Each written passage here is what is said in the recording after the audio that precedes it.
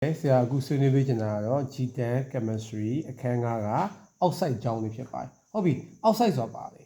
Oxide ဆိုတာတဲ့ Oxygen နဲ့အခြားသော dressing တွေပေါင်းစပ်နေတဲ့ Oxygen နဲ့အခြားသော dressing တွေပေါင်းစပ်နေတဲ့ compound ကို Oxide လို့ခေါ်တယ်။ပြောမယ် Oxide ဆိုတာပါလေ Oxygen နဲ့အခြားသော element တွေပေါင်းစပ်နေတဲ့ compound တွေကို Oxide လို့ခေါ်တယ်။ဒါဆိုရင် Oxide ရဲ့ definition လေးရှိပါတယ်။ Oxide ဆိုတာ is a compound တစ်ခုပါပဲ။ အဲ့ဒီ compound ထဲမှာ contain ပါဝင်တဲ့ oxygens and other element တွေပါတာပေါ့။ဒါ element ဆိုတာသူတို့ဒီအတိုင်းပဲ metal ရှိတယ် non-metal ရှိတယ်။ metal နဲ့ oxygen နဲ့ပေါင်းရင် metallic oxide ဖြစ်မယ်။ non-metal နဲ့ oxygen နဲ့ပေါင်းရင် non-metallic oxide ဖြစ်မှာပေါ့နော်။ Okay, there ရှိမယ် six main type of oxide အဓိက oxide မျိုးစားဘယ်နှခုရှိမလဲ6မျိုးရှိပါတယ်တဲ့အဲ့ဒါကိုဆိုတော့အတူကောက် band CP လို့အတူကောက်မှတ်မယ်နော် BAN band ပေါ့နော် CP band CP လို့ခေါ်တယ်နံပါတ်1 B ကပါလဲ basic oxide ပါနောက် A ကပါလဲ acetic oxide နောက်ထပ် A က amphoteric oxide နောက်ထပ် A ကတော့ neutral oxide နဲ့ C ကတော့ compound oxide ဖြစ်ပြီးတော့ P ကတော့ peroxide ရဲ့လို့ there are six main type of oxide 6မျိုးရှိပါတယ် band CP လို့ခေါ်ပါတယ်ပထမဆုံးဆွေးနွေးချင်တာကဆရာကြီးတို့နံပါတ်1အနေနဲ့ basic oxide ပါ basic oxide ဆိုတာဘာလဲလို့မေးရင် basic oxide တွေအားလုံးဟာ metallic oxide တွေဖြစ်ကြပါတယ် metal နဲ့ oxygen နဲ့ပေါင်း metal နဲ့ oxygen နဲ့ပေါင်းတဲ့ metallic oxide တွေဖြစ်ပါတယ်နောက် basic oxide ဆိုတာ metallic oxide တွေဖြစ်ကြပါတယ်ဥပမာပိုဆိုမောင်ကော့ဆေး potassium sodium magnesium copper ဆေးပါလို့ဖြစ်ကြပါတယ်对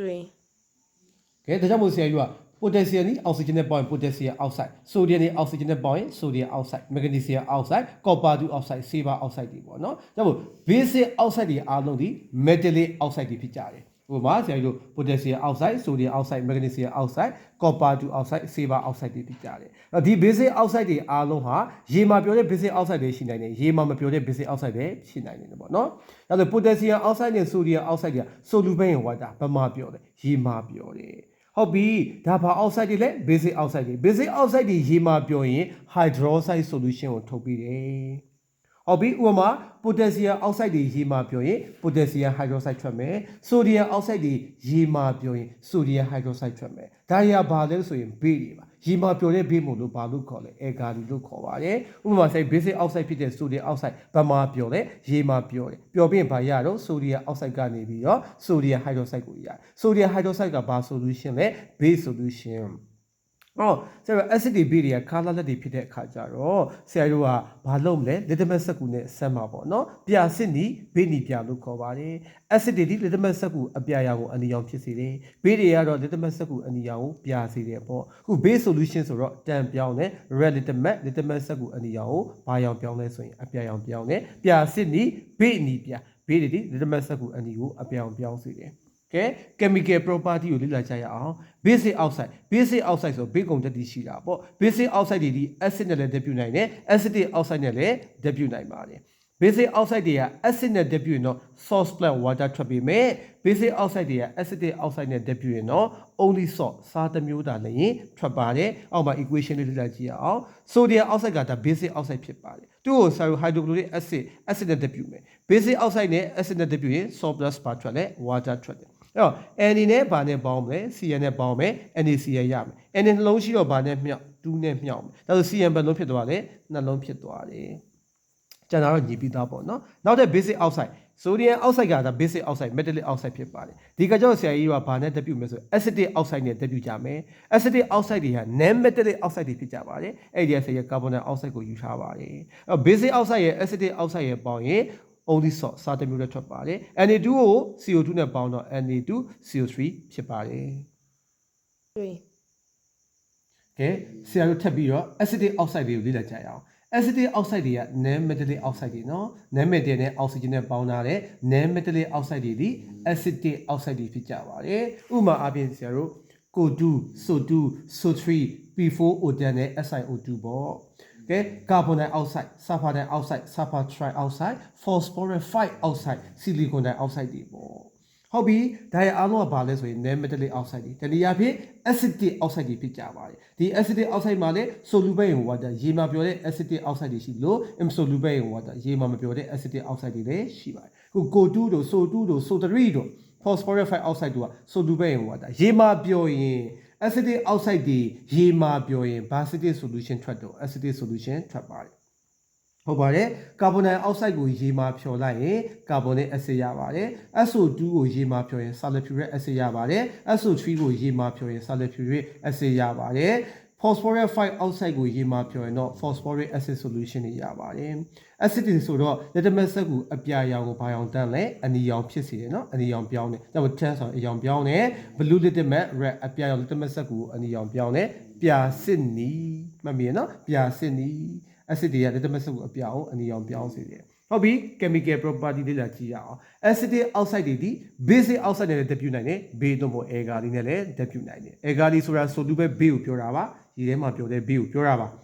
acetic oxide တွေက basic oxide နဲ့တက်ပြရင်တော့ only salt စာတစ်မျိုးပဲထွက်တယ်เนาะတို့တော့ acetic oxide တွေက base နဲ့တက်ပြရင်တော့ salt plus water ထွက်ပါတယ်ဒီ acetic oxide နဲ့ basic oxide ပေါင်းပြီး only salt စာတစ်မျိုးနဲ့ထွက်တာကိုဆရာရှေ့မှာပြောကြပြီးသားဖြစ်ပါတယ်เนาะအခုလေ့လာမှာက acetic oxide နဲ့ base agar တွေနဲ့တက်ပြမှာဖြစ်ပါတယ် acetic oxide ဟာ non-metallic oxide ဖြစ်ပါတယ်ဥပမာ CO2 ပါကဲရေမှာပြောတဲ့ base calcium hydroxide အဲ့တခုတက်ပြမှာရမလဲ salt plus water ရမယ်เนาะအဲ့တော့ဆရာကြီးတို့ကကာဗွန်ဒိုင်အောက်ဆိုက်ရဲ့ calcium hydroxide ရဲ့ပေါင်းတဲ့ခါကျတော့ဘာရလဲ calcium carbonate plus water ထွက်တာပေါ့เนาะတတိယပြဒီ sentence ဒီ equation လေးကိုဆရာတို့ဘာလို့ခေါ်လဲဆိုရင် dash for carbon dioxide carbon dioxide sentence ချက်လို့ခေါ်ပါတယ် carbon dioxide ကအယောင်မရှိပါဘူးเนาะအနက်မရှိပါဘူးအဲ့တော့ဒီ carbon dioxide ရှိကြောင်းဘယ်လို sum လဲဆိုရင်ဒီ calcium hydroxide solution လို့ခေါ်တဲ့ lime water ထုံးရည်ကြည်တဲ့ကိုဆရာတို့ပေးဖြည့်ရပါတယ်ထုံးရည်ကြီးက color လက်ဖြစ်ပါတယ်အဲ့ဒီထုံးရည်ကြီးတွေကိုကာဗွန်ဒိုင်အောက်ဆိုက်တွေဖြစ်တဲ့အခါကျရင်ကယ်လ်ဆီယမ်ကာဗွန်နိတ်လို့ခေါ်တဲ့ Mickey ပေါ့နော်နွားနို့အနှစ်ရောင်အဖက်တွေကျလာတော့တွေ့ရပါတယ်ဒါဆိုရင်တော့ကာဗွန်ဒိုင်အောက်ဆိုက်တွေဖြတ်တန်းသွားကြောင်းသိနိုင်ပါတယ် plus water ပေါ့နော် okay နောက်တစ်ခုအနေနဲ့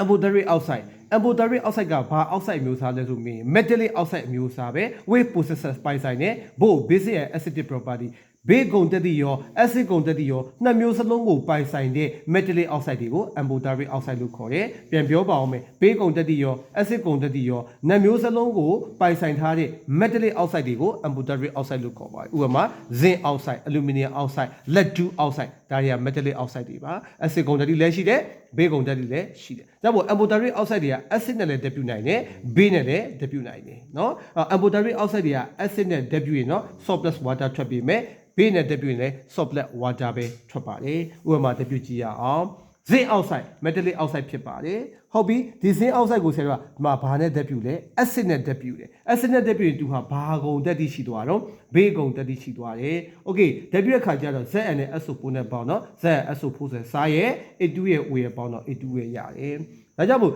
acid နဲ့ပေါင်းတဲ့ချိန်မှာ သူကဘာကုန်တက်တိဆောင်းပါလဲဘေးကုန်တက်တိဆောင်သွားတဲ့ metallic oxide ဖြစ်ပါတယ်။တနည်းအားဖြင့် amphoteric oxide ပါပဲ။နောက်တစ်ခုကလည်းဆရာတို့ ZnO ပဲ ZnO ဆိုတာတိပိသား amphoteric oxide ဒီကကျတော့ NaOH ဆိုရယ်ဘေးနဲ့တက်ပြမယ်။ဘေးနဲ့တက်ပြရင်သူကဘာကုန်တက်တိဆောင်ပါလဲ acid ကုန်တက်တိဆောင်သွားတဲ့ metallic oxide ဖြစ်သွားပါတယ်။ amphoteric oxide ပါပဲ။တက်ပြတော့ဘာရပါတော့ Na2ZnO2 ဆိုတဲ့ sodium silicate ဆိုတဲ့စာရဲ့ရေရပါတယ်။ 3ကဲဆက်ပြီးတော့လေ့လာမှာတော့ neutral oxide တွေပါ neutral oxide ဟာဘာ oxide မျိုးစားလဲလို့မေး non metallic oxide အမျိုးစားတွေပါ non metallic oxide အမျိုးစားတွေပါ neutral oxide ဆိုမှတော့ဆရာတို့ကဘေးကုန်တက်တိရော acid ကုန်တက်တိရောနှစ်မျိုးစလုံးမရှိတဲ့ non metallic oxide တွေကို neutral oxide လို့ခေါ်ပါတယ်ပြောပါမယ်ဘေးကုန်တက်တိရော acid ကုန်တက်တိရောနှစ်မျိုးစလုံးမရှိတဲ့ non metallic oxide တွေကို neutral oxide လို့ခေါ်ပါတယ်။ကြောင့်မို့ neutral oxide ကဒါ non metallic oxide မျိုးစားဖြစ်ပါတယ်။ဝေရှိုပြတဲ့ nitrogenol ဆိုနှစ်မျိုးစလုံးမပြဘူးပေါ့ basis နဲ့ acid character ဘေးကုန်ရော acid ကုန်ရောနှစ်မျိုးစလုံးကိုမပြတဲ့ non metallic oxide တွေကို neutral oxide လို့ခေါ်တယ်။ example CO တို့ N2O တို့ဖြစ်ပါတယ်။နံပါတ်5 oxide မျိုးစားတော့ per oxide ပါ။ per oxide ကလည်း metallic oxide အမျိုးစားဖြစ်ပါတယ်။ oxide ပါပဲ။အဲ့ဒီ oxide ကို acid နဲ့တက်ပြရင် salt plus ရေအစား hydrogen per oxide ထွက်ရမယ်အဲ့တော့ oxide ကို acid နဲ့တက်ပြလို့ salt plus hydrogen per oxide ထွက်နိုင်ရင်ထို oxide ကိုဆရာကြီးက per oxide အမျိုးအစားလို့ခေါ်ပါတယ်ဥပမာ barium per oxide sodium per oxide အဲ့တော့ per oxide ဆိုတာ oxygen bond တွေပါအောင်ပါပေါ့နော်ကဲဟုတ်ပြီကဲနံပါတ်1 oxide မျိုးစား BaO2 ပေါ့ barium per oxide အဲ့ကောင် acid နဲ့တက်ပြတယ် BaSO4 နဲ့ဘာ 2O2 ထပ်သွားတယ် A2O2 ထပ်သွားတယ်။ဒါတော့ဒီ oxide ကဘာ oxide လဲ per oxide ဘာကြောင့်လဲစားနဲ့ hydrogen per oxide ကိုထုတ်ပေးနိုင်လို့ဘာနဲ့တက်ပြရင်လဲ acid နဲ့တက်ပြရင်ကဲနောက်ဆုံး oxide ကတော့ compound oxide compound oxide ဆိုတာဘာလဲဆိုရင် combination ပေါင်းစပ်ထားတာ or two different oxide မတူတဲ့ oxide နှစ်မျိုးပေါင်းစပ်ထားတာသို့တော့ of the same element dressing အမျိုးအစားတော့ဘာဖြစ်ရမလဲတူရမယ်เนาะ dressing အမျိုးအစားတူရမယ်သို့တော့ oxide အမျိုးအစားမတူရဘူးဒါလို့ combination of two different oxide မတူတဲ့ oxide နှစ်မျိုးပေါင်းစပ်ထားခြင်းဖြစ်ပါတယ်သို့တော့ same element dressing အမျိုးအစားတော့တူရမယ် compound oxide တွေကလည်းဒါ metallic oxide အမျိုးအစားတွေပါပဲဥပမာဆယ်လို့ဒီမှာကြည့်ပါအောင် example တော့ဒါ PP304 တို့ MN304 တို့ Fe304 တို့ပေါ့နံပါတ်1ဆရာကြီးတို့မကြည့်ပါအောင် PBO နဲ့ PBO2 မပေါင်းထားဘူးလားပေါင်းထားတယ် PBO ဆရာတို့က lab 2 oxide လို့ခေါ်တယ် PBO2 ကြောင့် lab 4 oxide လို့ခေါ်တယ် lab 2 oxide ကနှစ်ဆနဲ့ပေါင်းရတယ် lab 4 oxide ကတော့တစ်ဆပေါ့နော်အဲ့တော့ဒါလေးကဘာ oxide လဲ lab 2 oxide ဒါက lab 4 oxide oxide အမျိုးအစားတူပါသလားမတူပါဘူးတို့တော့ PB oxygen ဆိုတဲ့ same element မျိုးစားတူပါတယ်အဲ့တော့ element မျိုးစားတူတဲ့ oxide မျိုးစားမတူဘူးအဲ့လိုပေါင်းစပ်ထားရလာတဲ့ oxide တွေကို compound oxide လို့ခေါ်ပါတယ်ပေါင်းမယ် PB ကဒီမှာနှလုံးတစ်လုံးဆိုတော့ PB3 O ကဒီမှာနှလုံးဆိုတော့ O4 PB3O4 အဲ့တော့ဘာ oxide လို့ခေါ်တာလဲ compound oxide same element မျိုးစားတူတယ်သို့တော့ oxide မျိုးစားမတူဘူးအဲ့ဒီမတူတဲ့ oxide မျိုးစားနှစ်ခုပေါင်းစပ်ခြင်းအပြင်ရလာတဲ့ oxide တွေကို compound oxide လို့ခေါ်ပါတယ်ဒါကဘာ oxide လဲ lead 2 oxide နှစ်ဆနဲ့ lead 4 oxide တစ်ဆဖြစ်ပါတယ်အော်ဒါလေးကိုနာမည်ဘယ်လိုခေါ်လဲလို့မေးရင် lead 2 oxide ကဘယ်နှခါပါလဲနှစ်ခါပါလို့ lead 2ဒါလေးကဘာဖို့လဲ lead 4 oxide ကိုတစ်ခါပဲပေါင်းရေးမယ် lead 2 lead 4 oxide red lead oxide လို့လည်းခေါ်ပါတယ်ဒီ red lead oxide လို့ခေါ်တဲ့ PP3O4 တွေက nitric acid dilute နဲ့ဓာတ်ပြုတ်ရင်ဘာရမလဲဆွေးနွေးကြရအောင်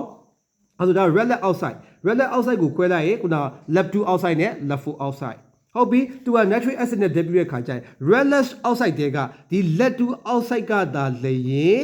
nitric acid အပြော့နဲ့ဘာလုပ်လဲဆိုရင်ဓာတ်ပြုတ်ပြီးတော့ PP နဲ့ NO3 နဲ့ပေါင်းပြီးတော့ဘာ2 nitrate ဖြစ်သွားလဲဆိုတော့lab 2 nitrate ဖြစ်သွားတယ်ဟုတ်ပြီဒါဟာဘာလဲဆိုရင်တနည်းအားဖြင့်